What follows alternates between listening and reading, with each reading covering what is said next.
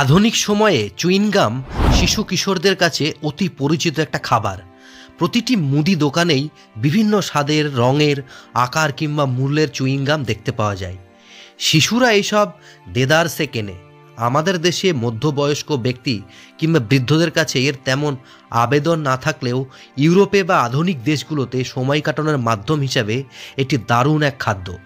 খেলোয়াড়রা খেলার বা অনুশীলনের সময় যেন গলা শুকিয়ে না যায় সেটা নিশ্চিত করতে প্রায়শই চুইংগাম চিবিয়ে থাকেন।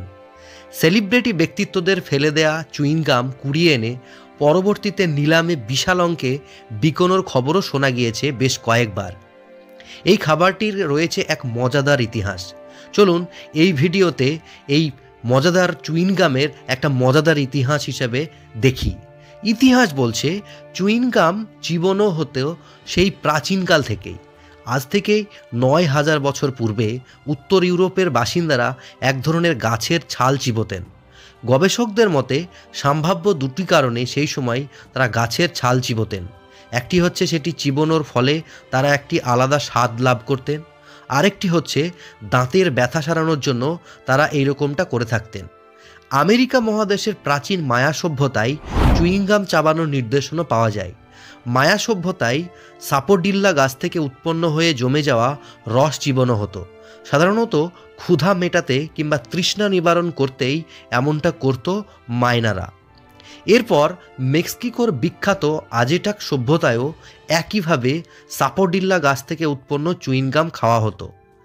ইতিপূর্বে চুইংগাম চর্বণের ক্ষেত্রে চিবানোর ক্ষেত্রে কোনো বিশেষ নিয়মে চিহ্ন পাওয়া না গেলেও আজটেক সভ্যতায় চুইংগাম চিবানোর নির্দিষ্ট নিয়ম ছিল। শিশু ও অবিবাহিত নারীরা প্রকাশ্যেই চিবোতে পারতেন। বিবাহিত নারী কিংবা বিধবাদের ক্ষেত্রে নিয়ম ছিল ব্যক্তিগত পরিসরে উপভোগ করার, তারা বাইরে গিয়ে খেতে পারত না, ঘরের মধ্যে খেতে হতো। তারা মুখের দুর্গন্ধ দূর করতে এমনটা করতেন, যেটা জানা যায়। অপরদিকে পূর্ণবয়স্ক পুরুষদের ক্ষেত্রে একেবারেই আড়ালে চিবানোর কঠোর নিয়ম ছিল। তাদের উদ্দেশ্য ছিল দাঁত পরিষ্কার করা। উত্তর আমেরিকায় পাইন গাছের সদৃশ্য স্প্রুস ট্রির সরজরস চিবানোর চল ছিল। পরবর্তীতে ইউরোপীয়রা সেখানে উপনিবেশ স্থাপন করলে তারাও চিবানোর সংস্কৃতি অব্যাহত রাখে। 1840 সালের দিকে প্রথমবারের মতো ব্যবসায়িক উদ্দেশ্যে জন কার্টিস নামের একজন ব্যক্তি চুইংগাম শিল্পের সূচনা করেন। তিনি স্প্রুস গাছের রস সংগ্রহ করে সেটি গরম জলে সিদ্ধ করতেন। এরপর সেই রস জমিয়ে সুবিধা মতো কাটা হতো। কেটে ছোট টুকরো করার পর সেগুলোতে ভুট্টা থেকে উৎপন্ন ময়দা মাখানো হতো, যাতে একসাথে অনেকগুলো রাখলে একটির সাথে আরেকটি লেগে না যায়। এইভাবে বানানো চুইংগামের স্বাদ খুব একটা আকর্ষণীয় ছিল না। ফলে তিনি তার পরের চুইংগাম উৎপাদক এর পর প্যারাফিন তেল সহ বিভিন্ন উপাদান যোগ করার সিদ্ধান্ত নেন। নিউ ইয়র্কের থমাস অ্যাডামস নামের একজন ব্যক্তির সাথে নির্বাসিত Mexican president Antonio Lopez D Santa আনার দেখা হয়। নির্বাসিত প্রেসিডেন্টের কাছে থাকা সাপোডিল্লা গাছের নির্যাস থেকে উৎপাদিত চুইংগাম চিকল থমাস অ্যাডামসের নজরে আসে।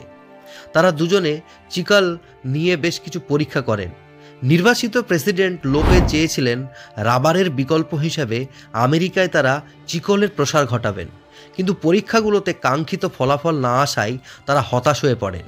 থমাস অ্যাডামস দেখতে পান চিকল যদি উন্নত মানের চুইংগাম তৈরিতে ব্যবহার করা হয় তাহলে ভালো সম্ভাবনা আছে। 1880 সালের দিকে তিনি একটা কোম্পানি তৈরি করেন, যেটি পুরো আমেরিকায় চিকল থেকে তৈরিকৃত চুইংগাম সরবরাহ করত। 20 শতকে চুইংগামের বাজার প্রচুর বড় হয়ে গেল। আমেরিকার ফিলাডেলফিয়ার উইলিয়াম রিংলে জুনিয়র নামের একজন ব্যক্তি সাবানের বিপণন করতেন। তিনি তার পণ্য বিপণনের জন্য বিক্রেতাদের বিভিন্ন বাড়িতে বাড়তি সুবিধা দিতে শুরু করেন। যেমন কোনো বিক্রেতা যদি পাইকারি হারে নির্দিষ্ট পরিমাণ সাবান ক্রয় করত, তবে তিনি বেশ কিছু বেকিং পাউডারের ক্যান ফ্রি পেতেন। পরবর্তীতে দেখা গেল বাজারে সাবানের চেয়ে বেকিং পাউডারে বেশি বিকোচ্ছে। এরপর তিনি সাবান বাদ দিয়ে বেকিং পাউডারের বিপণন শুরু করেন, বিক্রি করতে শুরু করেন, এবং বাড়তি সুবিধা হিসাবে বিক্রেতাদের কিছু চুইংগামের প্যাকেট ফ্রিতে দিতে থাকেন। এক পর্যায়ে বাজারে চুইংগামের বিশাল চাহিদা তৈরি করে ফেলে। 1893 সালের দিকে তিনি চুইংগামের তৈরির দুটি প্রতিষ্ঠান গড়ে তোলেন, জুসি ফ্রুট এবং রিংলেজ পিয়ারমিন্ট নামে। চুইংগামের বিজ্ঞাপনের পিছনে তিনি বিপুল অর্থ ব্যয় করেছিলেন। এটি তাকে আমেরিকার অন্যতম সেরা ধনী ব্যক্তিতে পরিণত করে। এদিকে 1885 সাল থেকেই চুইংগাম উৎপাদন করে যাচ্ছিল ফ্র্যাঙ্ক ফ্লিয়ার নামের একজন ব্যক্তির নিজস্ব কোম্পানি। তিনি চেয়েছিলেন তার প্রতিদ্বন্দ্বী কোম্পানিগুলি যেরকম চুইংগাম বিক্রি করছে তার চেয়ে ভিন্ন ঘরানার কিছু বিক্রি করবেন। 1906 সালে তিনি বাবল গাম বাজারে আনেন, যার নাম দিয়েছিলেন ব্লিভার ব্লাভার, কিন্তু এটি সেভাবে আলোড়ন তৈরি করতে ব্যর্থ হয়।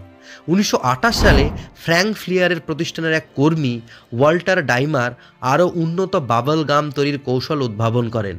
ওয়াল্টার ডাইমারের উদ্ভাবিত কৌশলের বাবল গামের নাম দেওয়া হয় ডাবল বাবল। এই বাবল গাম বাজারে আলোড়ন তুলতে সক্ষম হয়। এরপর থেকে বিভিন্ন প্রতিষ্ঠান বিভিন্ন স্বাদের ও বর্ণের চুইংগাম তৈরি করতে চলেছে। এরকম ইন্টারেস্টিং ভিডিও দেখতে চ্যানেলটা সাবস্ক্রাইব করুন। অনেক অনেক ধন্যবাদ।